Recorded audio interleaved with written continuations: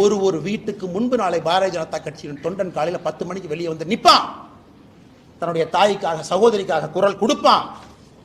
இந்த அண்ணாமலை நாளைக்கு என்ன செய்ய போறேன்னு சொல்ற கேட்டுக்கோ. எல்லா பலத்தையும் பயன்படுத்திட்டோம், பேசிட்டோம். என்ன உங்க கையில ஊடக பலம் இருக்கு, உங்க கையில சினிமா துறை இருக்கு. ஒரு பலத்தை எடுத்து வடக்கு தெற்கு நீ பிரிச்சா வேலை முடிஞ்சு போச்சு. உங்க கையில எல்லா விருது கொடுக்கறதுக்கு பேசுறதுக்கு ஆளுங்க இருக்கிறாங்க. சமூக நீதினு பேசுறதுக்கு 10 பேர் இருக்கா. பாரதிய ஜனதா கட்சினா சமூக நீதி இல்லைன்னு பேசுறதுக்கு 50 பேர் இருக்கா.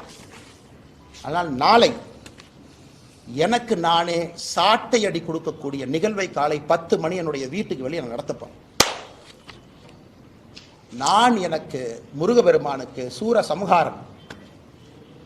சம்ஹார பெருமை இந்த தீவிரம்லாம் அழிக்கணும். நாளை காலை 10 மணிக்கு மாநில தலைவராக என்னுடைய இல்லத்திற்கு வெளியே நான் நின்று சாட்டையால் என்னை 6 முறை நான் அடித்துக் கொள்ள போகிறேன். சாட்டை என்னை அடிச்சுக்க. நாளையிலிருந்து திமுக என்கின்ற கட்சி தமிழகத்தில் ஆட்சியிலிருந்து அகற்றப்படும் வரை நான் செருப்பு போட மாட்டேன். அந்த அரசியல் நாடு 3 வருஷம் பண்ணி பார்த்துட்டேன். அது ஒரு முடிவு வரணும். இன்னைக்கு முடிவு வந்தே ஆகும். சும்மா இத்தனை நாளைக்கு எத்தனையாக நானும் வண்டி ஓட்டுறது. வந்தது வேறு, செய்வது வேறு, நடந்து கொண்டிருப்பது. நாளையிலிருந்து திமுக ஆட்சியிலிருந்து அகற்றப்படும் வரை இந்த பத்திரிகையாளர் சந்திப்பு முடிச்சு செருப்பை கழட்டுனா நீ ஆட்சியிலிருந்து இறங்குற வரைக்கும் நான் செருப்பு போட மாட்டேன். பார்த்துலாம். நாளையிலிருந்து 48 நாட்கள் நான் விரதம் இருக்க போகிறேன். பிப்ரவரி 2வது வாரம் முடியும். 6 படை வீட்டுக்கு நான் போக போறேன்.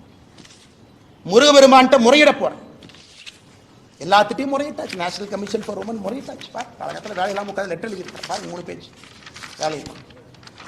அம்மா வாங்கம்மா, தயவு செஞ்சு பிடிங்கம்மா, இவங்கெல்லாம் வயலேட் பண்ணிட்டாங்கம்மா, செக்ஷனாக பாருங்கம்மா. எத்தனை கடிதம் எழுது. ஹியூமன் ரைட்ஸ் கமிஷன் 15 கடிதம் எழுதியாச்சு. நேஷனல் கமிஷன் ஃபார் உமனுக்கு எழுதியாச்சு. வேலையெல்லாம் உட்காந்து எழுதி ட்விட்டரில் போடுறதா வேலை. இன்னி பார்த்துக்கலாம். அரசியல் இன்னி பார்த்துக்கலாம். நாகரிகமான அரசியல். இந்த பவுண்டு பை நீங்கள் அநாகரிகமாக பேசுறீங்கல்ல, சோசியல் மீடியாவில் குடும்பத்தை எடுக்கிறீங்க, என்ன வேணாலும் நீங்கள் பேசுவீங்க.